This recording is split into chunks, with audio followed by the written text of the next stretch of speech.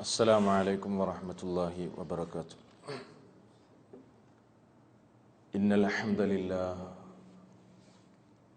نحمده ونستعينه ونستغفره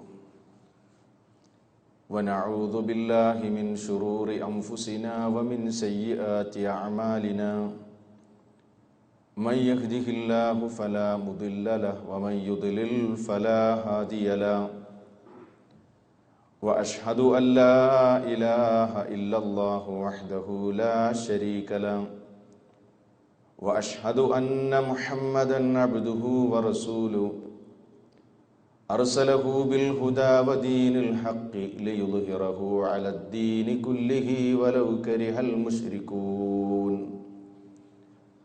اللهم صل على محمد وعلى آل محمد كما صليت على إبراهيم وعلى آل إبراهيم. اللهم بارك على محمد وعلى آل محمد كما باركت على إبراهيم وعلى آل إبراهيم إنك حميد مجيد. أما بعد فإن خير الكلام كلام الله وخير السنن سنن محمد صلى الله عليه وسلم وشر الأمور محدثاتها وكل محدثة بدعة وكل بدعة ضلالة وكل ضلالة في النار. أعوذ بالله من الشيطان الرجيم.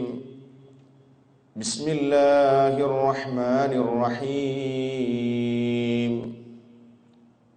والله أخرجكم من بطون أمهاتكم لا تعلمون شيئا وجعل لكم السمع والأبصار والأفئدة لعلكم تشكرون.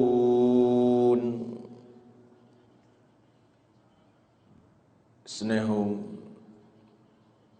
ബഹുമാനവുമുള്ള സഹോദരന്മാരെ, സുഹൃത്തുക്കളെ, അല്ലാഹു സുബ്ഹാനഹു വ തആല നമുക്ക് ചെയ്തു തന്ന ധാരാളം അനുഗ്രഹങ്ങൾ, ആ അനുഗ്രഹങ്ങളിൽ വളരെ പ്രധാനമായ ഒരനുഗ്രഹമാണ് അറിവ് നേടുവാനുള്ള കഴിവ് മനുഷ്യനു നൽകി അവനെ ആദരിച്ചു എന്നത്. മനുഷ്യരല്ലാത്ത ഇതര ജീവജാലങ്ങൾക്ക് ഈ അനുഗ്രഹം കിട്ടിയിട്ടില്ല. നിങ്ങൾ ആലോചിച്ചു നോക്കൂ, ഇവിടെയുള്ള ജന്തുജാലങ്ങളും അതുപോലെ തന്നെ മറ്റുള്ള അനേകായിരം ജീവജാലങ്ങൾ, അവയൊക്കെ ഇവിടെ ജനിച്ചു വീഴുമ്പോൾ ജന്മനാൽ കിട്ടിയ ചില കഴിവുകൾക്കപ്പുറം മറ്റു വിജ്ഞാനങ്ങൾ കരഗതമാക്കുവാനോ അതനുസരിച്ച് അവയുടെ ജീവിതത്തിൽ പുരോഗതി വരുത്തുവാനോ അവക്കൊന്നും സാധ്യമല്ല. നൂറ്റാണ്ടുകൾക്ക് മുൻപ് പറവകൾ അവക്ക് താമസിക്കാൻ ആവശ്യമായ വീട് എങ്ങനെയാണോ തയ്യാർ ചെയ്തിരുന്നത്, നിർമ്മിച്ചിരുന്നത്, അതേ രീതിശാസ്ത്രം തന്നെയാണ് ഈ ആധുനിക ലോകത്ത് ജീവിക്കുന്ന പറവകളും കൂടൊരുക്കാൻ വേണ്ടി സ്വീകരിച്ചു വരുന്നത്. വർഷങ്ങൾക്ക് മുമ്പ് വിശപ്പടക്കാൻ വേണ്ടി വന്യജീവികൾ വേട്ടയാടിയിരുന്ന രീതി, അതേ രീതി തന്നെയാണ് അത്യാധുനിക കാലഘട്ടത്തിൽ ജീവിക്കുന്ന വന്യജീവികളും സ്വീകരിച്ചു വരുന്നത്. ഞാൻ പറഞ്ഞു വരുന്നത്, മനുഷ്യരല്ലാത്ത ജന്തുജാലങ്ങൾക്കും ജീവജാലങ്ങൾക്കുമൊന്നും അവക്ക് നൈസർഗികമായി അതല്ലെങ്കിൽ ജന്മനാൽ ലഭിച്ച ചില അറിവുകൾക്കും കഴിവുകൾക്കും അപ്പുറം കടന്നു പോകുവാൻ സാധ്യമല്ല. എന്നാൽ മനുഷ്യരങ്ങനെയല്ല. നൂറ്റാണ്ടുകൾക്ക് മുൻപ് മനുഷ്യൻ വീട് വെച്ചിരുന്ന അതല്ലെങ്കിൽ അവന്റെ ജീവിതാവശ്യങ്ങൾക്ക് വേണ്ടി അവൻ ഉപയോഗപ്പെടുത്തിയിരുന്ന ഭൗതിക സംവിധാനങ്ങൾ, അതിൽ നിന്ന് തികച്ചും മാറ്റമുണ്ട് ഈ അത്യാധുനിക കാലഘട്ടത്തിൽ ജീവിക്കുന്ന മനുഷ്യൻ. അവന്റെ ഭൗതികമായി ജീവിത സൗകര്യങ്ങൾക്കും അതേപോലെ ഈ ഭൗതിക ലോകത്ത് അവൻ ഉപയോഗപ്പെടുത്തിക്കൊണ്ടിരിക്കുന്ന ഭൗതിക വിഭവങ്ങൾ എല്ലാ മേഖലകളിലും വ്യത്യാസവും പുരോഗതിയുമുണ്ട് എന്നത് ഏറെ വിശദീകരിക്കാതെ തന്നെ നമുക്കറിയാവുന്ന ഒരു കാര്യമാണ്. എന്തുകൊണ്ട് മനുഷ്യ ജീവിതത്തിൽ ഇങ്ങനെ പുരോഗതി ഉണ്ടായത്? എന്തുകൊണ്ട്? അറിവ് നേടുവാനും പുതിയ പുതിയ കാര്യങ്ങൾ കണ്ടെത്തുവാനും അതനുസരിച്ച് അവന്റെ ജീവിത അവസ്ഥയെ തന്നെ മാറ്റുവാനും പുരോഗതിയിലേക്ക് കൊണ്ടുപോകുവാനും മനുഷ്യർക്ക് അള്ളാഹു കഴിവ് നൽകി എന്നതാണ്. ഇത് അള്ളാഹു ചെയ്തു തന്ന ഏറ്റവും വലിയ ഒരു നിഅമത്താണ്. അതുകൊണ്ടാണ് നിങ്ങൾ നോക്കൂ, വിശുദ്ധ ഖുർആനിന്റെ അവതരണത്തിൽ തന്നെ, അവതരണമാരംഭത്തിൽ തന്നെ ഈ വലിയ ഒരു അനുഗ്രഹത്തെ സംബന്ധിച്ച് ഓർമ്മപ്പെടുത്തിക്കൊണ്ടാണ് അല്ലാഹു സുബ്ഹാനഹു വ തആല അവന്റെ മഹനീയമായ ഗ്രന്ഥം വാനലോകത്ത് നിന്ന് ഭൂവനത്തിലേക്ക് അവതരിപ്പിക്കുന്നത്. അല്ലാഹു സുബ്ഹാനഹു വ തആല ആദ്യമായി അവനെ പരിചയപ്പെടുത്തി. അവൻ ആരാണെന്ന് പറഞ്ഞു. അവനാണിതെല്ലാം സൃഷ്ടിച്ചതെന്ന് ഓർമ്മപ്പെടുത്തി. അതിനുശേഷം അവൻ പറയുന്നു, ഇഖ്റ വറബ്ബുക്കൽ അക്റം അല്ലദീ അല്ലമ ബിൽ ഖലം അല്ലമൽ ഇൻസാന മാ ലം യഅലം. വായിക്കുക. ആരെ പരിചയപ്പെടുത്തിക്കൊണ്ടാണ് വായിക്കാൻ ആവശ്യപ്പെടുന്നത്? വറബ്ബുക, നബിയെ, നിങ്ങളുടെ നാഥൻ, നിങ്ങളുടെ രക്ഷിതാവ് ആരാണ്? അൽ അക്റം, അവൻ അത്യുദാരനാണ്, ധാരാളമായി ഔദാര്യം ചെയ്തവനാണ്, ഒട്ടനവധി നിഅമത്തുകൾ ചെയ്തവനാണ്. അവന്റെ ഔദാര്യവും നിഅമത്തുമൊന്നും എണ്ണിക്കണക്കാക്കുക സാധ്യമല്ല. അങ്ങനെയുള്ള അത്യുദാരനായ നാഥൻ, ആ നാഥന്റെ നാമത്തിലാകട്ടെ നിങ്ങൾ വായിക്കേണ്ടത്. എന്നിട്ട് അവൻ ചെയ്തു തന്നൊരു നിഅമത്തിനെ സംബന്ധിച്ച് ഓർമ്മപ്പെടുത്തുന്നു. അല്ലദീ അല്ലമ ബിൽ ഖലം, പേന കൊണ്ടവൻ എഴുതാൻ പഠിപ്പിച്ചു. പേന കൊണ്ടവൻ എഴുതാൻ പഠിപ്പിച്ചു. അല്ലമൽ ഇൻസാന മാ ലം യഅലം, മനുഷ്യൻ അറിവില്ലാത്തത് മനുഷ്യനെ അവൻ പഠിപ്പിക്കുകയും ചെയ്തു. ഒരുപാട് സംഗതി മനുഷ്യനെ അവൻ പഠിപ്പിച്ചു. ഈ ഈ വചനങ്ങളെ സംബന്ധിച്ച് ചിന്തിച്ചിട്ടുണ്ടോ സഹോദരന്മാരെ നിങ്ങൾ? എന്താണ് ഈ പറഞ്ഞത്? മനുഷ്യൻ ജനിക്കുമ്പോൾ തന്നെ എല്ലാം അറിവുള്ളവനായിട്ടാണ് ഇവിടെ ജനിച്ചു വീണത് എന്നാണോ ഈ വചനത്തിന്റെ ഉദ്ദേശം? ഒരിക്കലുമല്ല. മറിച്ച് മനുഷ്യൻ ജനിക്കുമ്പോൾ തന്നെ അറിവ് നേടാനുള്ള ഒരു കഴിവ്, അതിനുള്ള സംവിധാനങ്ങൾ അവന്റെ ശരീരത്തിലും ഈ ഭൗതിക ലോകത്തും മനുഷ്യന് അള്ളാഹു ഒരുക്കി കൊടുത്തു എന്നതാണ്. എന്നാൽ പിറന്നു വീഴുന്ന സമയത്ത് പ്രത്യേകമായ ഒരു അറിവും മനുഷ്യക്കുഞ്ഞിനില്ല, പ്രത്യേകമായ ഒരു വിവരവും അവനില്ല. ഒന്നും അറിയാത്തവനായിട്ടാണ് അവൻ പിറന്നു വീഴുന്നത്. അത് അല്ലാഹു മറ്റൊരു വചനത്തിൽ പറഞ്ഞു. അതാണ് ഞാൻ ആമുഖമായി നിങ്ങളെ ഓതിക്കേൽപ്പിച്ച സൂക്തം, ഖുർആനിലെ സൂറത്തുൻ നഹ്ലിലെ 78-ാമത്തെ സൂക്തം. അല്ലാഹു അവിടെ പറഞ്ഞത്, വല്ലാഹു അഖ്റജകും മിൻ ബുതൂനി ഉമ്മഹാതികും, മനുഷ്യരെ, നിങ്ങളുടെ മാതാക്കളുടെ ഉദരങ്ങളിൽ നിന്ന് അല്ലാഹു നിങ്ങളെ ഈ ഭൂമിയിലേക്ക് കൊണ്ടുവന്നു. എങ്ങനെയാണ് അവൻ ഈ ഭൂമിയിലേക്ക് നിങ്ങളെ കൊണ്ടുവന്നത്? ലാ തഅലമൂന ശൈആ, പിറന്നു വീഴുന്ന സന്ദർഭത്തിൽ ഒരു മനുഷ്യക്കുഞ്ഞിന് ഒന്നും അറിയില്ല, മലർന്ന് കിടന്ന് കരയാനല്ലാതെ. അല്ലേ? ജീവജാലങ്ങൾക്കും ജന്തുജാലങ്ങൾക്കുമൊക്കെ പിറന്നു വീഴുമ്പോൾ തന്നെ ജന്മനാലുള്ള ചില കഴിവുകൾ ഉണ്ടായിരുന്നു. ഒരു താറാവിന്റെ കുഞ്ഞിനെ വെള്ളത്തിൽ കൊണ്ടുപോയിട്ടാൽ അത് നീന്തി രക്ഷപ്പെടാനുള്ള നൈസർഗികമായ ഒരു കഴിവ് ജനിച്ചു വീഴുമ്പോൾ ആ കുഞ്ഞിന് അല്ലാഹു കൊടുത്തിട്ടുണ്ട്. അതേപോലെ തന്നെ വന്യജീവികൾക്കും ഈ ലോകത്തുള്ള മറ്റുള്ള ജന്തുജാലങ്ങൾക്കുമൊക്കെ ജന്മനാൽ ഒരു കഴിവുണ്ട്, മനുഷ്യൻ അതുമില്ല. ലാ തഅലമൂന ശൈആ, ഒന്നും അറിയാത്തവനായി, ഒരു വിവരവുമില്ലാത്തവനായി മനുഷ്യരെ നിങ്ങളുടെ മാതാക്കളുടെ ഗർഭാശയത്തിൽ നിന്ന്, ഉദരങ്ങളിൽ നിന്ന് ഈ ലോകത്തേക്ക് നിങ്ങളെ കൊണ്ടുവന്നു. പക്ഷേ മറ്റാർക്കും നൽകപ്പെടാത്ത ചില സവിശേഷതകൾ നിങ്ങൾക്ക് നൽകി. അതെന്താണ്? വജഅല ലക്കുമുസ് സമഅ വൽ അബ്സാറ വൽ അഫ്ഇദ. അവൻ നിങ്ങൾക്ക് കേൾവിയെയും കാഴ്ചകളെയും ചിന്തിക്കുവാൻ ഉതകുന്ന ഹൃദയങ്ങളെയും എല്ലാം സംവിധാനിച്ചു മനുഷ്യരെ. ഈ സംവിധാനങ്ങളെല്ലാം ഉപയോഗിച്ചുകൊണ്ട് നിങ്ങൾ അറിവ് നേടണം, നിങ്ങൾ വിജ്ഞാനം നേടണം. അതിനുള്ള സംവിധാനങ്ങൾ അവൻ നിങ്ങൾക്ക് ഒരുക്കി തന്നിരിക്കുകയാണ്. എന്തിനു വേണ്ടിയാണ് ഇതെല്ലാം ചെയ്തതെന്നോ?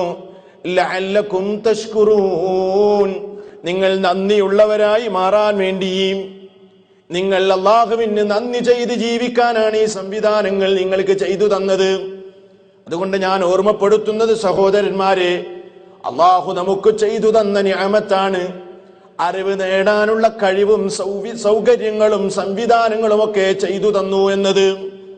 അതുകൊണ്ട് ഇസ്ലാമിനെ സംബന്ധിച്ചിടത്തോളം മറ്റു മതങ്ങൾക്കൊന്നുമില്ലാത്തൊരു പ്രത്യേകത ഇസ്ലാമിനുണ്ട്. അതെന്താ? ഇസ്ലാം അറിവിന്റെയും വിജ്ഞാനത്തിന്റെയും മതമാണ്. അന്ധമായ ഒരു കാര്യവും ഉൾക്കൊള്ളാനോ അന്ധമായ ഒരു കാര്യം പിൻപറ്റുവാനോ ഇസ്ലാം ആവശ്യപ്പെടുന്നില്ല. മറിച്ച് കൃത്യമായ അറിവിന്റെയും കൃത്യമായ ബോധത്തിന്റെയും വളരെ കൃത്യമായ തെളിവിന്റെയും അടിസ്ഥാനത്തിലാണ് ഒരു മുസ്ലിം എന്തും വിശ്വസിക്കേണ്ടതും അറിയേണ്ടതും പിൻപറ്റേണ്ടതുമെല്ലാം. അതുകൊണ്ട് മുസ്ലിമീങ്ങളോട്, പ്രത്യേകിച്ച് വിശ്വാസികളോട് ഇസ്ലാം ആവശ്യപ്പെടുന്നു എന്ത്? അറിവ് നേടണം, വിജ്ഞാനം നുകരണം. അല്ലാഹു ചെയ്തു തന്ന നിഅമത്തുകൾ ഉപയോഗപ്പെടുത്തി അറിഞ്ഞവനായിട്ടാണ് ഈ ലോകത്ത് നീ ജീവിക്കേണ്ടത്. അതല്ലാതെ വിവരമില്ലാത്ത ജാഹിലായി ഒരിക്കലും നീ ഈ ലോകത്ത് ജീവിക്കരുത് മനുഷ്യ. പരമാവധി നീ അറിവ് നേടി അറിഞ്ഞവനായി ജീവിക്കണം. അതുകൊണ്ട് അൽ ഇൽമു നൂറുൻ, വിജ്ഞാനം പ്രകാശമാണ്. ഏതൊരു മനുഷ്യന്റെ ജീവിതത്തിൽ ഇൽമു കിട്ടിയോ അവന്റെ ജീവിതത്തിൽ പ്രഭയുണ്ടാകും. അവന്റെ കുടുംബ ജീവിതത്തിലാണെങ്കിലും സാമൂഹ്യ ജീവിതത്തിലാണെങ്കിലും വ്യക്തി ജീവിതത്തിലാണെങ്കിലും ഒരു പ്രത്യേകമായ പ്രകാശമുണ്ടാകും അവന്റെ ജീവിതത്തിൽ. അവൻ ഇരുട്ടിൽ തപ്പിത്തടയുകയില്ല. എന്നാലോ വൽ ജഹ്ലു, അജ്ഞതയാണെങ്കിൽ ദുൽമത്തുൻ, അത് അന്ധകാരമാണ്. വിവരക്കേട് എപ്പോഴും ജീവിതത്തിൽ ഇരുട്ടേ നൽകൂ. എപ്പോഴും ജീവിതത്തിൽ ഇരുട്ടേ അവനുണ്ടാകൂ. മാത്രമല്ല അൽ ഇൽമു ഹയാത്തുൻ, പണ്ഡിതന്മാര് പറയുന്നു, വിജ്ഞാനം എന്നത് മനുഷ്യന് ഒരു നവോന്മേഷം, ജീവിതം നൽകുന്നു, നല്ല ഒരു ജീവിതം ഉണ്ടാക്കുന്നു. വൽ ജഹ്ലു മയ്യിത്തുൻ, എന്നാൽ അജ്ഞതയും അറിവില്ലായ്മയും എപ്പോഴും നിർജീവാവസ്ഥയും ആ നിലക്കുള്ള ഒരു പ്രയാസം നൽകുന്ന, ഒന്നും ചെയ്യാൻ കഴിയാത്ത, അതല്ലെങ്കിൽ ജീവനില്ലാത്ത നിർജീവതയിലേക്ക് നയിക്കുന്നു. അതുകൊണ്ട് ഇസ്ലാം വിജ്ഞാനത്തിന് അതീവമായ പ്രോത്സാഹനവും പ്രാധാന്യവും ഫളിലും നൽകിയിരിക്കുകയാണ്. നോക്കൂ നിങ്ങൾ, ധാരാളക്കണക്കിന് വചനങ്ങൾ വിശുദ്ധ ഖുർആനിന്റെ സൂക്തങ്ങളിലൂടെ കടന്നു പോകുമ്പോ അറിവിന്റെ പ്രാധാന്യവും അത് നേടേണ്ടതിന്റെ ആവശ്യകതയും നമ്മെ ആവർത്തിച്ചു ബോധ്യപ്പെടുത്തുകയാണ്. നിങ്ങൾ നോക്കൂ, വിശുദ്ധ ഖുർആനിലെ 39-ാമത്തെ വചനമാണ് സൂറത്തു സുമർ. 39-ാം അധ്യായത്തിലെ 9-ാമത്തെ വചനത്തിൽ അല്ലാഹു പറയുന്നു, കുൽ, നബിയെ പറയണം, ചോദിക്കണം നിങ്ങൾ, എന്ത്? ഹൽ യസ്തവില്ലദീന യഅലമൂന വല്ലദീന ലാ യഅലമൂൻ, വിവരമുള്ളവരും വിവരമില്ലാത്തവരും സമമാകുമോ? ചോദിക്കൂ നബിയെ, വിവരമുള്ളവരും വിവരമില്ലാത്തവരും സമമാകുമോ? ഒരിക്കലും സമമാവുകയില്ല, ഒരിക്കലും സമമാവുകയില്ല. അതേപോലെ തന്നെ വിശുദ്ധ ഖുർആനിലെ മറ്റൊരധ്യായത്തിൽ കാണാം, എന്ത് അല്ലാഹു പറയുന്നു, യർഫഇല്ലാഹു അല്ലദീന ആമനൂ മിൻകും വല്ലദീന ഊതുൽ ഇൽമ ദറജാത്ത്. അല്ലാഹു സുബ്ഹാനഹു വ തആല ചില ആളുകളുടെ പദവികൾ ഉയർത്തിക്കൊടുത്തിരിക്കുന്നു. യർഫഇല്ലാ, അല്ലാഹു ഉയർത്തുന്നതാണ്, അല്ലദീന ആമനൂ മിൻകും, നിങ്ങളിലുള്ള സത്യവിശ്വാസികളുടെയും, അതേപോലെ വല്ലദീന ഊതുൽ ഇൽമ, വിജ്ഞാനം നൽകപ്പെട്ടവരുടെയും പദവികളെ അവർക്ക് അല്ലാഹു ഉയർച്ച നൽകും. എന്ത്? ദറജാത്ത്, ഉന്നത പദവികൾ. രണ്ടു കൂട്ടർക്കാണ് അല്ലാഹു പദവികൾ ഉയർത്തി കൊടുക്കുക എന്ന് പറഞ്ഞത്. ഒന്ന്, ശരിയായ നിലക്ക് ഈമാൻ നേടിയ വിശ്വസിച്ച ആളുകൾ. രണ്ടാമത് അല്ലാഹു പറഞ്ഞത് ഊത്തുൽ ഇൽമ്, വിജ്ഞാനം നൽകപ്പെട്ടവർ എന്ന് പറഞ്ഞാൽ വിജ്ഞാനം നേടി ദീനിന്റെ വിഷയത്തിൽ ഉന്നതമായ വിവരം നേടിയ, ശരിയായ അറിവ് നേടിയ ആളുകൾക്കും അള്ളാഹുവിന്റെ അരികിൽ പദവികളുണ്ട് എന്ന് നോക്കൂ നിങ്ങൾ. അതേപോലെ വിശുദ്ധ ഖുർആനിൽ അല്ലാഹ് പറഞ്ഞു, ഖുർആനിൽ അള്ളാഹു വിശദീകരിച്ച ഉപമകളും അള്ളാഹു വിശദീകരിച്ച കാര്യങ്ങളുമൊക്കെ മനസ്സിലാകണമെങ്കിൽ വിവരമുള്ളവർക്കല്ലാതെ മനസ്സിലാവുകയില്ല. അപ്പൊ എന്താ പറഞ്ഞതിന്റെ അർത്ഥം? ഖുർആൻ മനസ്സിലാകണമെങ്കിൽ വിവരം നേടണം, അറിവ് നേടണം എന്ന്. അവിടെ അള്ളാഹു പറഞ്ഞത് ഇങ്ങനെയാണ്. 29-ാം അധ്യായം സൂറത്തുൽ അൻകബൂത്തിലെ 43-ാമത്തെ വചനത്തിൽ കാണാം, വതിൽകൽ അംസാലു നദ്രിബുഹാ ലിന്നാസി വമാ യഅഖിലുഹാ ഇല്ലൽ ആലിമൂൻ. വതിൽകൽ അംസാൽ, ആ ഉപമകളെല്ലാം നദ്രിബുഹാ ലിന്നാസി, ജനങ്ങൾക്ക് നാം വിശദീകരിക്കുന്നു. വമാ യഅഖിലുഹാ, അത് ഗ്രഹിക്കുകയില്ല. ഇല്ലൽ ആലിമൂൻ, വിവരമുള്ളവരല്ലാതെ അത് ഗ്രഹിക്കുകയില്ല. അപ്പൊ അല്ലാഹു വിശദീകരിക്കുന്ന ഉപമകളും അവന്റേതായ വിശദീകരണങ്ങളും എല്ലാം ഗ്രഹിക്കുകയും മനസ്സിലാക്കുകയും ചെയ്യണമെങ്കിൽ വിവരം വേണം. അവിടെയും അല്ലാഹു വിജ്ഞാനത്തിലേക്കുള്ള ക്ഷണമാണ്, അറിവിലേക്കുള്ള ക്ഷണമാണ്. നോക്കൂ നിങ്ങൾ, നമ്മുടെ സമൂഹം യഥാർത്ഥത്തിൽ ഇസ്ലാമിനെ സംബന്ധിച്ച് പഠിക്കുന്ന, അതല്ലെങ്കിൽ അള്ളാഹുവിന്റെ ദീനിനെ സംബന്ധിച്ച് നേടുന്ന ഏതൊരറിവും ആ അറിവിന്റെ മഹത്വം പലപ്പോഴും അതിന്റെ അർഹിക്കുന്ന ഗൗരവത്തോടുകൂടെ മനസ്സിലാക്കിയിട്ടില്ല. ഏതുവരെയെന്നറിയോ? നിങ്ങൾ നോക്കൂ, ഇസ്ലാം പറയുന്നു, നന്നായി ആരാധന ചെയ്യുന്ന ഒരു മനുഷ്യൻ, കൃത്യമായി അയാൾ നമസ്കരിക്കുന്നു, സക്കാത്ത് കൊടുക്കുന്നു, ഹജ്ജ് നിർവഹിക്കുന്നു, ആരാധനകളായും സൽക്കർമ്മങ്ങളായും എന്തൊക്കെയുണ്ടോ അതൊന്നും ഉപേക്ഷിക്കാതെ അതിൽ കണിശത പുലർത്തി മുന്നോട്ട് പോകുന്നു. വേറൊരു മനുഷ്യനാണെങ്കിലോ അള്ളാഹുവിന്റെ ദീനിനെ സംബന്ധിച്ച് നന്നായി പഠിച്ചു, വിധിവിലക്കുകളെല്ലാം പഠിച്ചു, അഖീദകൾ പഠിച്ചു, ഇസ്ലാമിന്റെ വിശ്വാസ കാര്യങ്ങൾ പഠിച്ചു, അറിയേണ്ടതും മനസ്സിലാക്കേണ്ടതുമായ കാര്യങ്ങളെല്ലാം പഠിക്കുകയും അങ്ങനെ ആ ശരിയായ അറിവിന്റെ അടിസ്ഥാനത്തിൽ അമല് ചെയ്യുകയും ചെയ്യുന്ന മറ്റൊരു മനുഷ്യൻ. രണ്ടാളുകൾ, ഒരാളെ ആബിദാണ്, ആരാധന ചെയ്യുന്ന, നന്നായി ഇബാദത്ത് ചെയ്യുന്ന മനുഷ്യൻ, മറ്റൊരാളെ ആലിമായ, ദീനിനെ സംബന്ധിച്ച് നന്നായി പഠിച്ചിട്ടുണ്ട്, അറിഞ്ഞിട്ടുണ്ട്. ഈ രണ്ടാളുകളിൽ ആർക്കാണ് ഏറ്റവും കൂടുതൽ ഫളിലും ശ്രേഷ്ഠതയുമുള്ളത് എന്ന് നബി സല്ലല്ലാഹു അലൈഹി വസല്ലമയുടെ അടുക്കൽ വന്ന ഒരാൾ ചോദിക്കുകയുണ്ടായി. ആ അവസരത്തിൽ അള്ളാഹുവിന്റെ റസൂൽ എന്താണ് പറഞ്ഞത്? നോക്കൂ നിങ്ങൾ, ദുഖിറ ലിറസൂലില്ലാഹി സല്ലല്ലാഹു അലൈഹി വസല്ലം, അള്ളാഹുവിന്റെ റസൂലിന്റെ അരികിൽ പറയപ്പെട്ടു, റജുലൈനി, രണ്ടാളുകളെ സംബന്ധിച്ചുള്ള ചർച്ചയുണ്ടായി. അഹദുഹുമാ, അവരിൽ ഒരാള് ആബിദുൻ, നന്നായി ആരാധന നടത്തുന്ന ആബിദായ മനുഷ്യനാണ്. വല്ലാഖറു, രണ്ടാമത്തെയാൾ ആരാണ്? ആലിമുൻ, വിവരമുള്ളയാളാണ്. ഈ രണ്ടാളുകളിൽ ആരാണ് ഏറ്റവും ശ്രേഷ്ഠനായ ആള്, ഏറ്റവും നല്ല ശ്രേഷ്ഠതയും മഹത്വവുമുള്ള ആളാരാണെന്ന് ചോദിക്കപ്പെട്ടപ്പോ അള്ളാഹുവിന്റെ റസൂല് പറഞ്ഞത് ഇങ്ങനെയാണ്, ഫളലുൽ ആലിമി അലൽ ആബിദി, ഫളലുൽ ആലിമി, ആലിമിനുള്ള ശ്രേഷ്ഠത, അലൽ ആബിദി, ആരാധന ചെയ്യുന്ന ആബിദിനേക്കാൾ, കഫളിലി അലാ അദ്നാകും, കഫളിലി അലാ അദ്നാകും, എനിക്കുള്ള ശ്രേഷ്ഠത പോലെയാണ് മറ്റുള്ളവരിൽ നിന്ന്.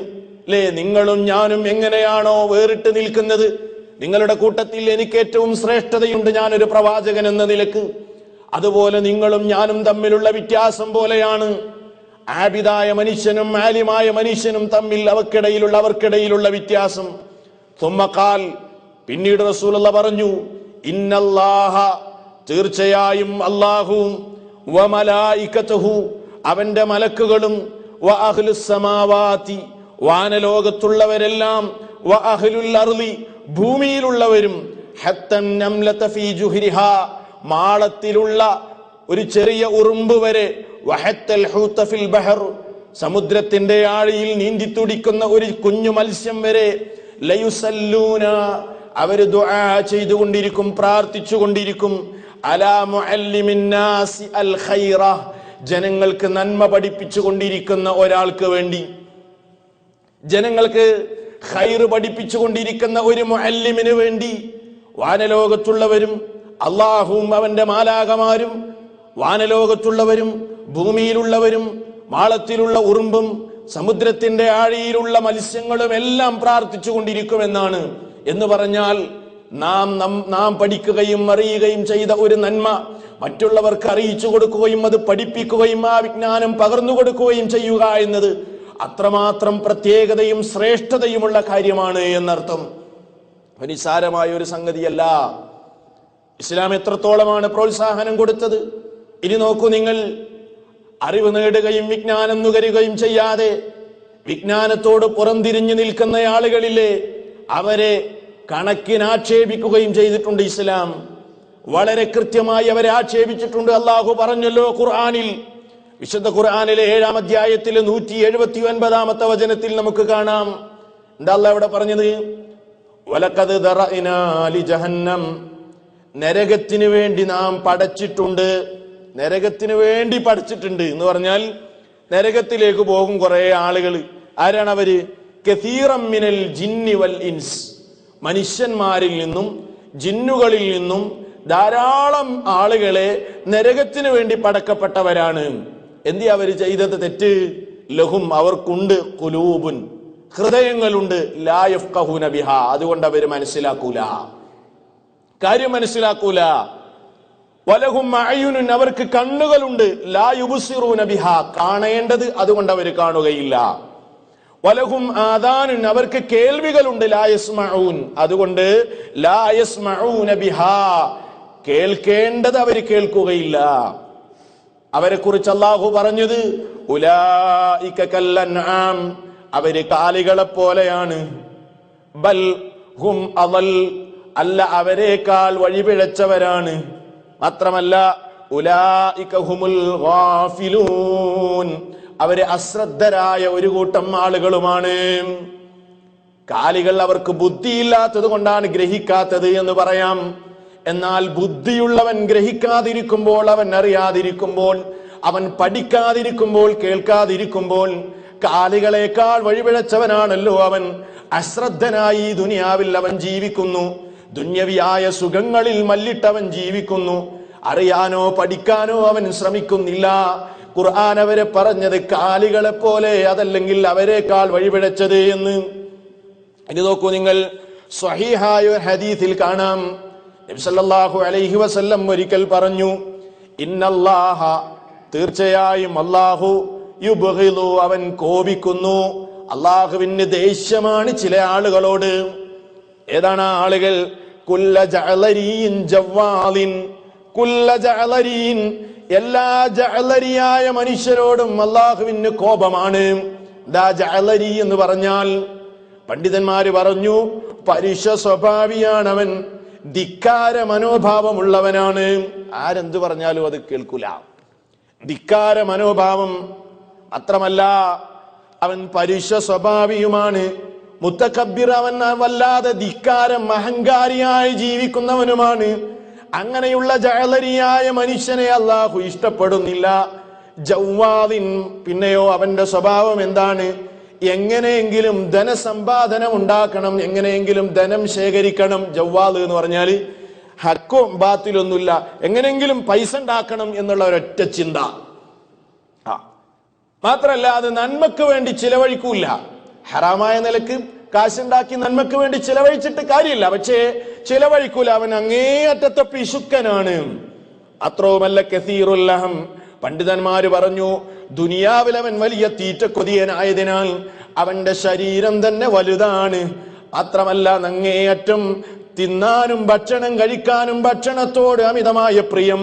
അങ്ങനെ തിന്നാൻ വേണ്ടി ജീവിക്കുന്നു, കാശ് കുറെ ഉണ്ടാക്കണം.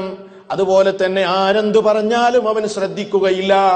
തന്റേതായ സ്വഭാവവും തന്റേതായ ആ ധിക്കാര മനോഭാവവുമായി അവൻ മുന്നേറുകയാണ്. അങ്ങനെയുള്ളവരെ അല്ലാഹു ഇഷ്ടപ്പെടുന്നില്ല. തുടർന്നും അവന്റെ ദുസ്വഭാവം അല്ല പറയുന്നു, സഖാബിൻ ഫിൽ അസ്വാഖ്, അവന്റെ പരിപാടി എന്താണെന്നോ അങ്ങാടിയിൽ പോയി ശബ്ദമുണ്ടാക്കലാണ്. ആവശ്യത്തിന് ആവശ്യമില്ലാതെയൊക്കെ ഇങ്ങനെ അങ്ങാടിയിലൊക്കെ ഇങ്ങനെ ശബ്ദം ഉയർത്തുക, വെറുതെ ഇങ്ങനെ ബഹളം വെക്കുക, നിസാര കാര്യങ്ങൾക്ക് വേണ്ടി ഇങ്ങനെ ബഹളം വെക്കുക. സഖാബിൻ ഫിൽ അസ്വാഖ്, അത് മര്യാദയുള്ള ഒരു സ്വഭാവമല്ല. അങ്ങാടിയിൽ പോയി ഇങ്ങനെ ശബ്ദമുയർത്തി സംസാരിക്കുന്ന ഏർപ്പാട്. മാത്രല്ല ഖുർആൻ വീണ്ടും റസൂല് പറയുന്നു, ജീഫത്തിൻ ബില്ലൈലി, രാത്രി ഒരു ബോഡിയെ പോലെയാണ് അവൻ ബെഡിലേക്ക് വീഴുന്നത്. അല്ലേ? ഉറങ്ങന്നെ. രാത്രി ഫുള്ള് ഉറക്കത്തിന്റെ കാര്യത്തിൽ ഒരു വിട്ടുവീഴ്ചയില്ല. ജീഫത്തിൻ ബില്ലയിൽ എന്നാ പറഞ്ഞത്. ഉറക്കോടൊറക്കം അല്ലെ, ഡെഡ് ബോഡിയെ പോലെയാണ് ഉറങ്ങുന്നത്.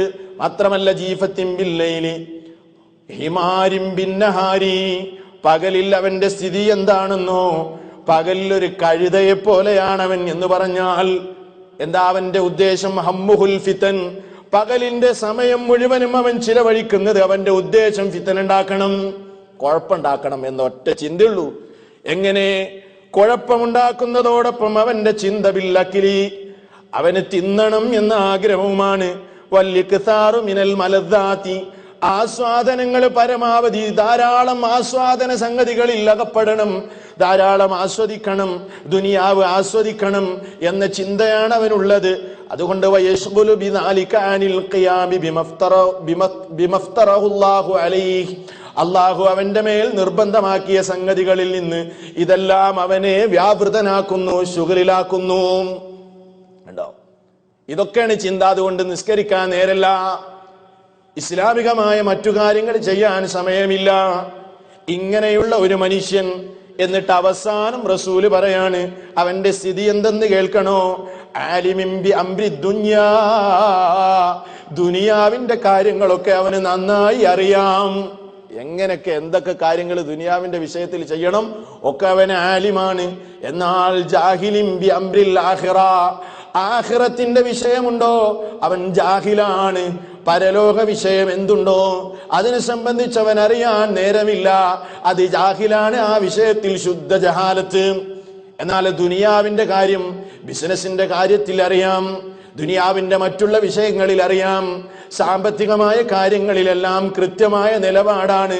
എങ്ങനെ പൈസ ഉണ്ടാക്കാം, എങ്ങനെ നഷ്ടം വരും, ഏതെല്ലാം കാര്യങ്ങൾ എങ്ങനെ ചെയ്യണം, ദുനിയാവിലെ ആസ്വാദനങ്ങളുടെ കാര്യങ്ങളിൽ എന്തൊക്കെ നിലപാട് സ്വീകരിക്കണം, തനിക്ക് കിട്ടുന്ന കാര്യങ്ങൾ എങ്ങനെയൊക്കെ നഷ്ടപ്പെടും, ആ നഷ്ടപ്പെടാനുള്ള കാരണങ്ങൾ ഇതൊക്കെയാണ്, ഒക്കെ അറിയാം. അലിമിൻ ബി അംരി ദുനിയാ വജാഹിലിൻ ബി അംരിൽ ആഖിറ. ഇങ്ങനെയുള്ള മനുഷ്യരെ ഇന്നല്ലാഹ യുബ്ഗിദു, അല്ലാഹുവിന് കോപമാണ്. നബി സല്ലല്ലാഹു അലൈഹി വസല്ലം താക്കീത് ചെയ്യുകയാണ്. അപ്പൊ സഹോദരന്മാരെ, ഇൽമ് നേടുന്ന വിഷയത്തിൽ നിന്ന് പുറംതിരിഞ്ഞു നിൽക്കുന്ന ആളുകളെ അള്ളാഹു വളരെ ശക്തമായി അവന്റെ ദീനിലൂടെ ആക്ഷേപിക്കുന്നുണ്ട്. ഇസ്ലാം വിജ്ഞാനത്തിന്റെ മതമാണ്. അന്ധമായ അനുകരണം ഇസ്ലാമിലില്ല. ഏതൊരു പണ്ഡിതനാകട്ടെ, എത്ര വലിയ ആളാകട്ടെ, അയാള് പറഞ്ഞത് തെളിവിന്റെ പിൻബലമില്ലാതെ പിൻപറ്റാൻ ഇസ്ലാം ആവശ്യപ്പെടുന്നില്ല. ഇസ്ലാമിന്റെ മാത്രം സവിശേഷതയാണ്. എന്നാൽ ജൂതനസാറാക്കളൊക്കെ അവരുടെ മതത്തിൽ പാതിരി പറഞ്ഞതെന്തോ അതവർക്ക് മതമാണ്. അവരുടെ പണ്ഡിതന്മാരും പുരോഹിതന്മാരും എന്തു പറഞ്ഞോ തെളിവ് ആവശ്യമില്ലാതെ അവർക്ക് മതമാണ്. പക്ഷേ ഇസ്ലാമിൽ അങ്ങനെയില്ല. അതുകൊണ്ടല്ലേ തഖ്ലീദുൽ അഅ്മ, അന്ധമായ അനുകരണം ഒരാളെയും പാടില്ല ഈ മതത്തിൽ. പിന്നെയോ നിരുപാധികമുള്ള അനുസരണം അല്ലാഹുവിന്റെ റസൂലിന് വേണ്ടി, റസൂലിന് മാത്രമേ ആകാവൂ. മനുഷ്യൻ എന്ന നിലക്ക് നിരുപാധികമായി അനുസരിക്കേണ്ടത് റസൂലിനെ മാത്രമാണ്. കാരണം ആ പ്രവാചകന് റബ്ബിങ്കൽ നിന്ന് വഹീ കിട്ടുന്നു എന്നതിനാൽ.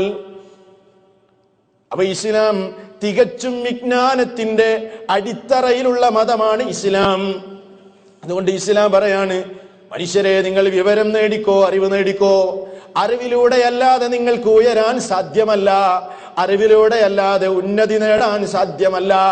ശരിയായ വിജ്ഞാനത്തിലൂടെ അല്ലാതെ സമാധാനവും മനുഷ്യരെ കിട്ടുകയില്ല.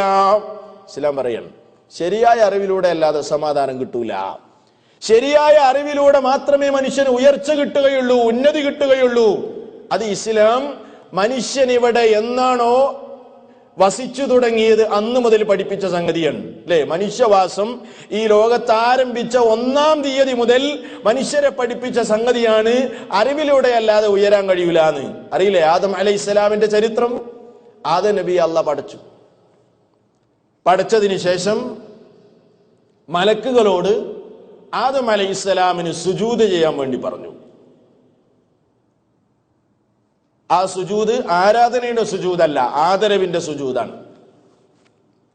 എന്തിനാണ് ആദം അലൈഹിസ്സലാമിന് സുജൂദ് ചെയ്യാൻ വേണ്ടി മലക്കുകളോട് അല്ലാഹ് പറഞ്ഞത്? അതിനൊരു കാരണമുണ്ട്. ഖുർആൻ പറഞ്ഞു, ആദമിനെ പടച്ചതിന് ശേഷം അല്ലാഹു വഅല്ലമ ആദമൽ അസ്മാഅ കുല്ലഹാ, എല്ലാ വസ്തുക്കളുടെയും നാമങ്ങളെ ആദം അലൈഹിസ്സലാമിന് അല്ലാഹു പഠിപ്പിച്ചു കൊടുത്തു.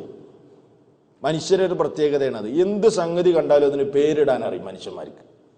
ഇത് മനുഷ്യരല്ലാത്തവർ കഴിയില്ല അല്ലെ? എന്ത് സംഗതി ഉണ്ടെങ്കിലും എന്തൊരു കാര്യം കണ്ടാലും അതിനൊരു പേരിടാൻ മനുഷ്യന് കഴിയും. ഇത് അല്ലാഹു മനുഷ്യനെ പടച്ച അന്ന് മുതൽ മനുഷ്യന് കൊടുത്ത കഴിവാണ്,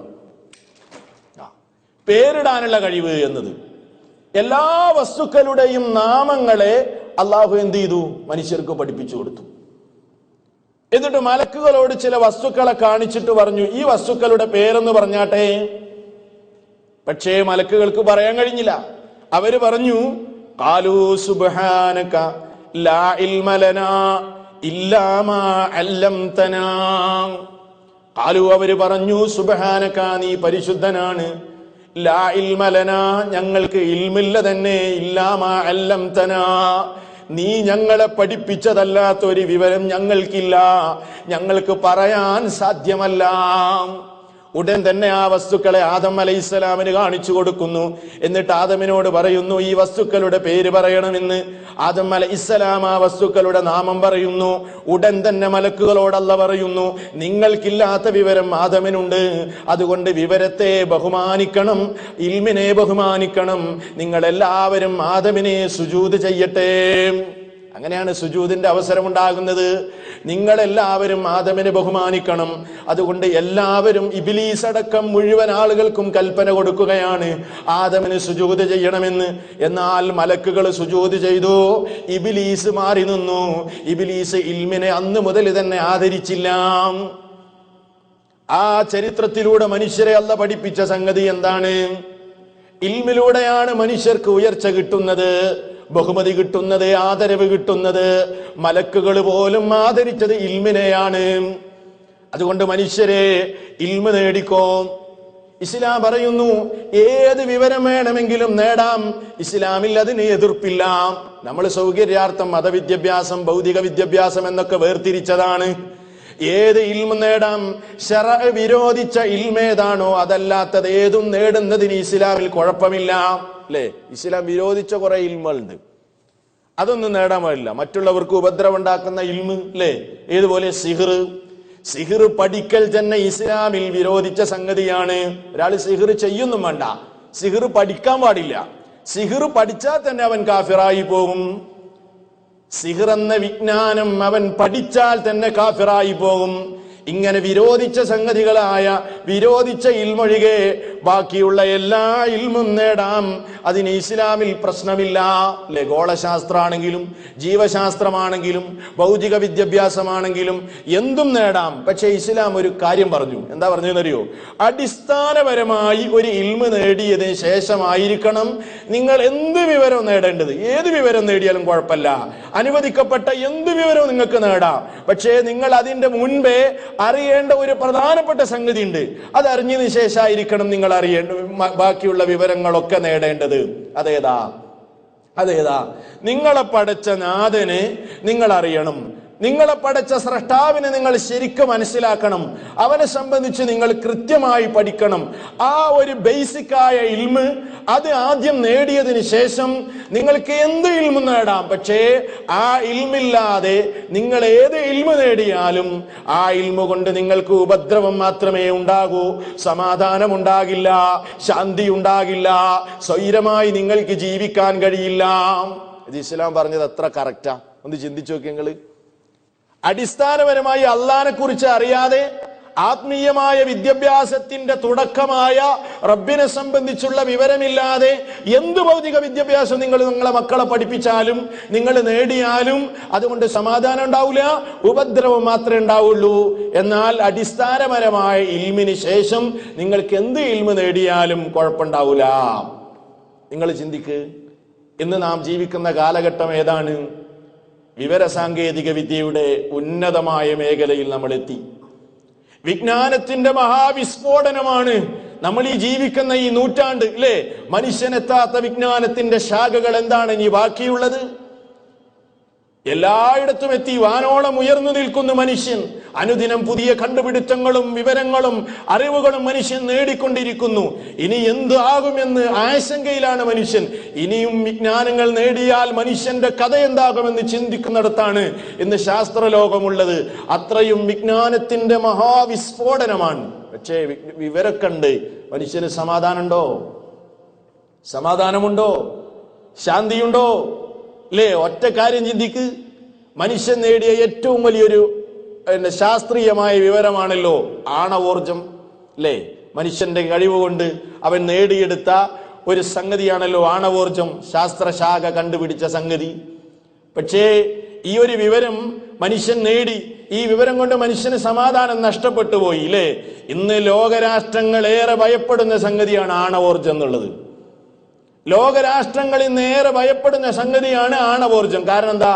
അത് കൈകാര്യം ചെയ്യുന്ന ആളുകൾക്ക് ദൈവബോധമില്ല. ഈ ആണവോർജം ഉപയോഗിച്ച് പാവപ്പെട്ട മനുഷ്യരെ കൊന്നൊടുക്കിയാൽ എന്റെ രക്ഷിതാവിന്റെ മുമ്പിൽ, എന്റെ നാഥന്റെ മുമ്പിൽ ഞാനതിന് കണക്ക് പറയേണ്ടി വരുമെന്ന അടിസ്ഥാനപരമായ ബോധം മനുഷ്യനില്ലാത്തത് കൊണ്ട് തന്നെ ഇന്ന് ലോകം പ്രയാസത്തിന്റെയും മാനസിക സംഘർഷത്തിന്റെയും മുൾമുനയിലാണ്. മനുഷ്യന് ബേജാറാണ്.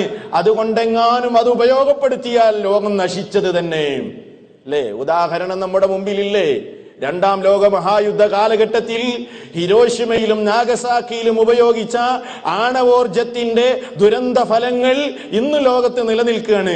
എന്തേ? അവിടെ ജനിക്കുന്ന കുഞ്ഞുങ്ങൾക്ക് അല്ലേ, കൈയില്ലാത്തവർ, കാലില്ലാത്തവർ, അംഗവൈകല്യമുള്ളവർ, അല്ലേ, അംഗവൈകല്യമുള്ള മസ്തിഷ്കത്തിന് തകരാറ് സംഭവിച്ച, അങ്ങനെ ഈ അംഗവൈകല്യത്തോടുകൂടെ പിറന്നു വീഴുന്ന കുഞ്ഞുമക്കളെ നോക്കി സഹതപിക്കുന്ന മാതാപിതാക്കളെയാണ് ഹിരോഷിമയിലും നാഗസാക്കിയിലും ഇന്നും നൂറ്റാണ്ടുകൾ കഴിഞ്ഞിട്ടും മനുഷ്യൻ നോക്കിക്കാണുന്നത്. അവൻ ചെയ്ത ദുരന്തത്തിന്റെ ആ ദുരന്ത മുഖങ്ങൾ ഇന്ന് ലോകത്ത് കാണുകയാണ്. എന്തിയ പ്രശ്നം? വിവരക്കണ്ട്, കണ്ടുപിടുത്തൊക്കെ ഭയങ്കരം തന്നെ. പക്ഷേ അടിസ്ഥാനപരമായ വിവരം മനുഷ്യനില്ലാതെ പോയി. ദുരന്തമാണ് അതുകൊണ്ടുണ്ടായത്. എത്ര ഉദാഹരണങ്ങൾ നിങ്ങൾ ചിന്തിച്ചു നോക്ക്. ജീവശാസ്ത്രം പഠിച്ച ഒരു ഡോക്ടർ 4-5 കൊല്ലം അല്ലെങ്കിൽ എത്ര കൊല്ലമാണെന്ന് എനിക്കറിയില്ല, ധാരാളക്കണക്കിന് വർഷം എന്ന് പറയാം, പോയി കലാലയത്തിൽ ഇരുന്ന് പോയി വളരെ പ്രയാസം നിറഞ്ഞ് ഡോക്ടറേറ്റിന് പഠിച്ച് ജീവശാസ്ത്രം കലക്കി കുടിച്ച് എല്ലാവിധ ചികിത്സാ രീതികളും പഠിച്ച് മനസ്സിലാക്കിയ ഒരു ഡോക്ടർ. വലിയൊരു വിവരമാണത്, വലിയൊരു സേവനമാണത്. പക്ഷേ ആ ഡോക്ടർക്ക് അടിസ്ഥാനപരമായ വിവരമില്ല. എന്ത്? എന്റെ നാഥൻ എന്നെ നിരീക്ഷിക്കുന്നുണ്ട്, എന്റെ നാഥന്റെ കോടതിയിലേക്ക് ഞാൻ മടങ്ങി ചൊല്ലേണ്ടി വരും, അവിടെ എന്നെ വിചാരണ ചെയ്യും, ഞാൻ ചെയ്ത പ്രവൃത്തികളെ സംബന്ധിച്ച് കണക്ക് ബോധിപ്പിക്കേണ്ടി വരും എന്ന ബോധമില്ലാത്ത ഒരുത്തന്റെ കയ്യിലാണ് ജീവശാസ്ത്രമാകുന്ന ആ ശാസ്ത്രശാഖയെ സംബന്ധിച്ചുള്ള വിവരമുള്ളതെങ്കിൽ അയാളുടെ റൂമിലേക്ക് ഒരു യുവതി കയറി ചെല്ലുന്നു.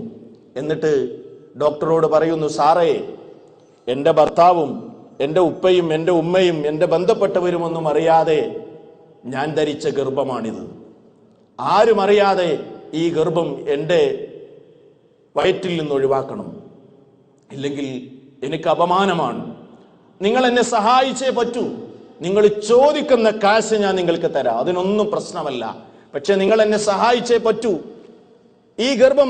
ഈ ഗർഭസ്ഥ ശിശുവിനെ നശിപ്പിക്കാൻ നിങ്ങൾ എന്നെ സഹായിക്കണമെന്ന് ഒരു ഡോക്ടറോട് ആവശ്യപ്പെടുമ്പോ, പരലോകബോധമില്ലാത്ത, അള്ളാഹിനെ സംബന്ധിച്ച് ബോധമില്ലാത്ത ഡോക്ടറാണെങ്കിൽ അല്ലേ, ആ ജീവശാസ്ത്രം പഠിച്ച മനുഷ്യൻ ആ തിന്മക്ക് കൂട്ടുനിൽക്കുന്നു. എന്ത് സംഭവിച്ചു? മനുഷ്യൻ നേടിയ വിവരം കൊണ്ട് തന്നെ മനുഷ്യൻ ദുരന്തത്തിലേക്ക് നീങ്ങിക്കൊണ്ടിരിക്കുന്നു. എത്ര ഉദാഹരണം ഇന്ന് നോക്കൂ നിങ്ങൾ. ലോകത്ത് രക്തബാങ്ക് പോലെ ബീജബാങ്കുകളുണ്ട് പല രാഷ്ട്രങ്ങളിലും. ബീജബാങ്ക്. രക്തം കിട്ടാത്ത അവസരത്തിൽ രക്തം നമുക്ക് കടം വാങ്ങാം. ഇതുപോലെ യൂറോപ്യൻ രാജ്യങ്ങളിൽ ബീജമില്ലാത്തവർക്ക് ബീജം കടം വാങ്ങാനുള്ള ബീജബാങ്കുകൾ. എന്തുണ്ടായി? പിതാക്കൾ ആരാണെന്നറിയാത്ത, ഉമ്മയാരാണെന്നറിയാത്ത, ഉപ്പയാരാണെന്നറിയാത്ത മക്കളാണ് സമൂഹത്തിലുണ്ടായത്, വളർന്നത്. ദുരന്തമായില്ലേ? ലോകത്താകം ദുരന്തങ്ങൾ ഉണ്ടായി ഇല്ലേ? അങ്ങനെ എത്രയോ ഉദാഹരണങ്ങൾ. വിവര സാങ്കേതിക വിദ്യ ഉന്നതമായ മേഖലയിലെത്തി നിൽക്കുന്നു. മനുഷ്യൻ ഇന്ന് അസ്വസ്ഥരാണ്. എന്തിയെ? ഇന്ന് സംസാരിക്കാനും ബന്ധപ്പെടാനും ഒക്കെ ഫ്രീ ആയി, ആരോട് സംസാരിക്കാനും ആർക്ക് വേണ്ടി മെസ്സേജ് അയക്കാനും ബന്ധപ്പെടാനും ലോകം ഒരു വില്ലേജ് എന്ന നിലക്ക് കാര്യങ്ങൾ അത്രയും ഒരു സാഹചര്യത്തിൽ എത്തി നിൽക്കുമ്പോൾ എത്ര പിതാക്കളാണെന്ന് പരാതി പറയുന്നത്, എന്റെ മോളെ കാണാനില്ല, എനിക്കെന്റെ മകനെ നഷ്ടപ്പെട്ടു, ഭർത്താവിന് പരിഭവമാണ് എന്റെ ഭാര്യയെ കാണാനില്ല, അല്ലേ? ഭാര്യമാർക്ക് പരിഭവമാണ്, പരാതികളാണ്, എന്റെ ഭർത്താവ് വഴിവിട്ട ജീവിതമാണ്. ടോട്ടലി കുടുംബ ജീവിതവും മനുഷ്യന്റെ സാമൂഹികമായ മുഴുവൻ ചുറ്റുപാടുകളും ഇന്ന് നാശത്തിലേക്ക് നീങ്ങിക്കൊണ്ടിരിക്കുന്ന ഒരു സാഹചര്യമാണ്. അപ്പൊ അടിസ്ഥാനപരമായി ഇസ്ലാം പറയാണ്, എന്ത്? നേടേണ്ട അറിവ് നേടിയെങ്കിലേ മനുഷ്യൻ അറിവ് കൊണ്ട് സമാധാനമുണ്ടാകൂ, ഇല്ലെങ്കിൽ ആ അറിവ് കൊണ്ട് തന്നെ മനുഷ്യന് പ്രയാസങ്ങളും ദുരന്തങ്ങളും ഉണ്ടാകുമെന്ന്. അതുകൊണ്ട് സഹോദരന്മാരെ, ഇസ്ലാം പറയുന്നു മതം പഠിക്കണം, ആത്മീയ വിദ്യാഭ്യാസം ഉണ്ടാകണം. ആത്മീയ വിദ്യാഭ്യാസത്തോടൊപ്പം ഭൗതിക വിദ്യാഭ്യാസം നേടുന്നതിന് ഇസ്ലാം എതിരല്ല. മുൻഗാമികളായ പണ്ഡിതന്മാരെ നിങ്ങൾ നോക്കൂ, അവരൊന്നും മതത്തെയും ഭൗതികത്തെയും വേർതിരിച്ചിട്ടില്ല. നമ്മളാ വേർതിരിച്ചത്. മതവും ഭൗതികവും ഒക്കെ വേർതിരിച്ച് ഞാൻ ഭൗതികം മാത്രമേ പഠിക്കുള്ളൂ, മതം എനിക്ക് വേണ്ടതില്ല, അതല്ലെങ്കിൽ മതം പഠിച്ചവനൊന്നും ഭൗതികമായ ഒരു കാര്യവും അന്വേഷിക്കേണ്ടതില്ല എന്ന ഒരു വേർതിരിവ് മുൻഗാമികളായ പണ്ഡിതന്മാർ ചെയ്തിട്ടില്ല. നിങ്ങൾക്കറിയില്ലേ, മുൻകാല പണ്ഡിതന്മാരൊക്കെ, ഹദീസ് പണ്ഡിതന്മാര് തന്നെ വൈദ്യശാസ്ത്രം അറിയുന്ന ഡോക്ടർമാരായിരുന്നു. എന്നും ചരിത്രത്തിൽ മായാതെ നിലനിൽക്കുന്ന ഇബ്നു സീന, അവിസന്ന എന്ന മതപണ്ഡിതൻ, അല്ലേ? അദ്ദേഹമാണ് വൈദ്യശാസ്ത്രത്തിന് ഒരു ആമുഖം എന്ന ഗ്രന്ഥം രചിച്ചത്. അറബിയിൽ അതിനുള്ള പേര് തന്നെ അൽ ഖാനൂനു ഫി തിബ്ബ് എന്നാണ്. ഇന്നും യൂറോപ്പിൽ അതിനെ ബേസ് ചെയ്തിട്ടാണ് ഓരോ കാര്യങ്ങളും ചെയ്തുകൊണ്ടിരിക്കുന്നത്. ആരാണ്? മതപണ്ഡിതനായ അവിസന്ന എന്ന ഇബ്നു സീന. അദ്ദേഹം രചിച്ച ഗ്രന്ഥം അൽ ഖാനൂനു ഫി തിബ്ബ്, വൈദ്യശാസ്ത്രത്തിന്റെ ആമുഖം. ഇബ്നു നഫീസ്, അതേപോലെ തന്നെ ഇബ്നു റുഷ്ദ്, ഇങ്ങനെയുള്ള ഒരുപാട് പണ്ഡിതന്മാർ, ഗോളശാസ്ത്രജ്ഞന്മാര് തന്നെ, ഹദീസ് പണ്ഡിതന്മാർ, ഹദീസ് പഠിച്ചവർക്ക് തന്നെ ശാസ്ത്രം അറിയുന്നവർ, ശാസ്ത്രം അറിയുന്നവർക്ക് തന്നെ ഖുർആൻ അറിയുന്നവർ, ഇങ്ങനെ ഇത് സമന്വയിപ്പിച്ചുകൊണ്ട്, ഈ കാര്യങ്ങളെല്ലാം സമന്വയിപ്പിച്ചുകൊണ്ട് തന്നെ അടിസ്ഥാനപരമായ വിവരത്തിൽ നിന്ന് പുറംതിരിഞ്ഞു നിൽക്കാതെ അടിസ്ഥാനപരമായ അള്ളാഹുവിനെ അറിയുക എന്ന ആ ബേസിക്കിൽ നിന്നുകൊണ്ട് തന്നെ മതം പഠിച്ചവരാണ്, ഭൗതികം പഠിച്ചവരായിരുന്നു അവരൊക്കെ. അതുകൊണ്ട് സഹോദരന്മാരെ, നമ്മൾ നമ്മുടെ മക്കൾക്ക് എന്ത് വിവരം കൊടുത്താലും അടിസ്ഥാനപരമായി ഈ വിവരം അള്ളാഹിനെ സംബന്ധിച്ച് മനസ്സിലാക്കിയിട്ടുണ്ടോ എന്ന കാര്യം നമ്മൾ പരിശോധിക്കേണ്ടതാണ്. നോക്കൂ നിങ്ങൾ, അല്ലാഹു സുബ്ഹാനഹു വ തആല പറയുന്നു ഖുർആനിൽ സൂറത്തുൻ നജ്മിലെ 29-ാമത്തെ വചനത്തിൽ കാണാം, നബിയേ ഫഅഇറിദ്, നിങ്ങൾ അവഗണിക്കണം, നിങ്ങൾ തിരിഞ്ഞു കളയണം. ആരെ? അമ്മൻ തവല്ലാ അൻ ദിക്രിനാ, നമ്മെ കുറിച്ചുള്ള ഓർമ്മയിൽ നിന്ന് പിന്തിരിഞ്ഞു കളഞ്ഞവനെ നിങ്ങൾ അവഗണിക്ക് നബിയേ. അവന് നമ്മെ കുറിച്ചുള്ള ഓർമ്മയില്ല, അള്ളാഹിനെ സംബന്ധിച്ചുള്ള ചിന്തയില്ല, ആ റബ്ബിനെ സംബന്ധിച്ചുള്ള ബോധമില്ല. വലം യുരിദ് ഇല്ലൽ ഹയാത്തദ് ദുനിയാ, ദുനിയാവ് മാത്രമാണ് അവൻ ലക്ഷ്യം വെക്കുന്നത്. എന്നിട്ട് അല്ലാഹ് അവസാനിപ്പിച്ചത് ഇങ്ങനെയാണ്, ദാലിക മബ്ലഗുഹും മിനൽ ഇൽമി, അവന്റെ അറിവിന്റെ ആകെ തുക ദുനിയാവ് മാത്രമാണ്. അവൻ നേടിയ അറിവിന്റെ ആകെ തുക ദുനിയാവ് മാത്രമാണ്. അവന് അള്ളാഹിനെ സംബന്ധിച്ചോ പരലോകത്തെ സംബന്ധിച്ചോ ഒരു വിവരവുമില്ല. അതുകൊണ്ട് തന്നെ നബി സല്ലല്ലാഹു അലൈഹി വസല്ലം നിരന്തരമായി പ്രാർത്ഥിച്ചിരുന്ന ഒരു പ്രാർത്ഥനയാണ്, അല്ലാഹുമ്മ ലാ തജഅലിദ് ദുനിയാ അക്ബറ ഹമ്മിനാ വലാ മബ്ലഗ ഇൽമിനാ. അല്ലാഹുവേ, ഞങ്ങളുടെ ഏറ്റവും വലിയ ലക്ഷ്യം ഈ ദുനിയാവാക്കല്ലേ. വലാ മബ്ലഗ ഇൽമിനാ, ഞങ്ങളുടെ അറിവിന്റെ ആകെ തുകയും ഈ ദുനിയാവാക്കല്ലേ റബ്ബേ. ദുനിയാവിന് വേണ്ടി മാത്രം പഠിക്കുന്ന ഒരവസ്ഥയുണ്ടാകരുത്, ദുനിയാവിന് വേണ്ടി മാത്രം അറിയുന്നൊരവസ്ഥയുണ്ടാകരുത്. ലക്ഷ്യം ദുനിയാവായി മാറിയാൽ പിന്നെ കാര്യം തകർന്നത് തന്നെ. അതുകൊണ്ട് തന്നെ മഹാനായ അലി ഇബ്നു അബീ ത്വാലിബ് റളിയല്ലാഹു അൻഹു പറയാറുണ്ടായിരുന്നു, എന്താ മഹാനവറുകൾ പറയാറുണ്ടായിരുന്നത്? ഇർതഹലത്തിദ് ദുനിയാ വഹിയ മുദ്ബിറാ, ഓ മനുഷ്യന്മാരെ, ദുനിയാവ് അനുദിനമിതാ യാത്രയായി കൊണ്ടിരിക്കുകയാണ്, ദുനിയാവ് യാത്ര ചെയ്തുകൊണ്ടിരിക്കുകയാണ്. വർത്തഹലത്തിൽ ആഖിറത്തു, എന്നാൽ ആഖിറത്തും യാത്ര ആരംഭിച്ചിരിക്കുന്നു. വഹിയ മുഖ്ബില, അത് നമ്മിലേക്ക് വരികയാണ്, ദുനിയാവ് തിരിച്ചു പോകുകയാണ്. അതുകൊണ്ട് വലികുല്ലി വാഹിദത്തിൻ മിൻഹുമാ ബനൂൻ, ദുനിയാവിനും ആഖിറത്തിനും ചില സന്താനങ്ങളുണ്ട്, ദുനിയാവിനും ആഖിറത്തിനും ചില സന്താനങ്ങളുണ്ട്. ഫകൂനൂ വലാ തകൂ ഫകൂനൂ മിൻ അബ്നാഇൽ ആഖിറ, നിങ്ങൾ ആഖിറത്തിന്റെ മക്കളാകണേ. വലാ തകൂനൂ മിൻ അബ്നാഇദ് ദുനിയാ, നിങ്ങൾ ദുനിയാവിന്റെ മക്കളായി മാറരുത് കേട്ടോ. ദുനിയാവ് യാത്ര ആരംഭിച്ചു, പരലോക യാത്ര തുടങ്ങിയിട്ടുണ്ട്. ദുനിയാവ് പോവുകയാണ്, പരലോകം വരികയാണ്. രണ്ടു കൂട്ടർക്കും മക്കളുണ്ട്. നിങ്ങൾ ആഖിറത്തിന്റെ മക്കളാകണം, ദുനിയാവിന്റെ സന്തതികളാകരുത്. കാരണം എന്തെന്നറിയുമോ? ഫഇന്നൽ യൗമ അമലുൻ, ഇന്നത്തെ ദിവസം അമലിന്റെ ദിവസമാണ്. വലാ ഹിസാബ്, ഇന്ന് വിചാരണയില്ല. വഗദൻ, നാളെ ഹിസാബുൻ, വിചാരണയാണ്. വലാ അമൽ, നാളെ അമലില്ല. നാളെ അമലില്ല, നാളെ വിചാരണ മാത്രമാണ്. ഇന്ന് അമലയുള്ളൂ, വിചാരണയില്ല. അതുകൊണ്ട് പുറംതിരിഞ്ഞു മടങ്ങിപ്പോകുന്ന ദുനിയാവിന്റെ സന്തതികളായി ജീവിക്കല്ലേ, മറിച്ച് മുന്നിട്ട് വരാനിരിക്കുന്ന ആഖിറത്തിന്റെ സന്തതികളാകണം. ദുനിയാവ് മാത്രം ലക്ഷ്യം വെക്കരുത്. അതുകൊണ്ട് ഈ ആധുനിക കാലഘട്ടത്തിൽ ഭൗതികത്തോട്, ഭൗതിക ജീവിതത്തോട് അമിതമായ സ്നേഹവും ദുനിയാവിനെ പൂണ്ടുപിടിക്കാൻ വേണ്ടി അത്യാവേശം കാണിക്കുന്ന മുസ്ലിം സമുദായം ഏറെ ചിന്തിക്കേണ്ട കാര്യമാണിത്. നമ്മൾ ആലോചിച്ച് നോക്കൂ, നമ്മുടെ മക്കൾക്ക് ദീനിനെ സംബന്ധിച്ചുള്ള എന്ത് വിവരമാണ് കിട്ടുന്നത്?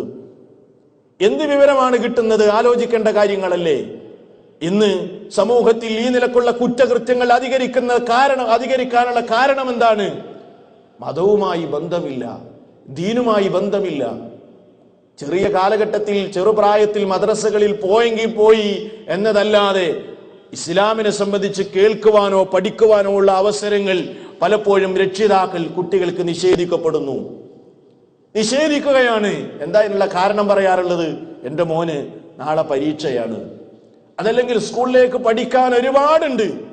ഇങ്ങനെയുള്ള ദുനിയാവിന്റെ കാര്യവും ദുനിയാവിന്റെ പരാതികളും പറഞ്ഞ് മതവിദ്യാഭ്യാസം പലപ്പോഴും കുട്ടികൾക്ക് തിരസ്കരിക്കപ്പെടുന്നതിന്റെ ദുരന്തമാണ് ഇന്ന് പെൺകുട്ടികൾ മുസ്ലിം വീടുകളിൽ നിന്ന് ഒളിച്ചോടാനുള്ള കാരണം, അല്ലേ?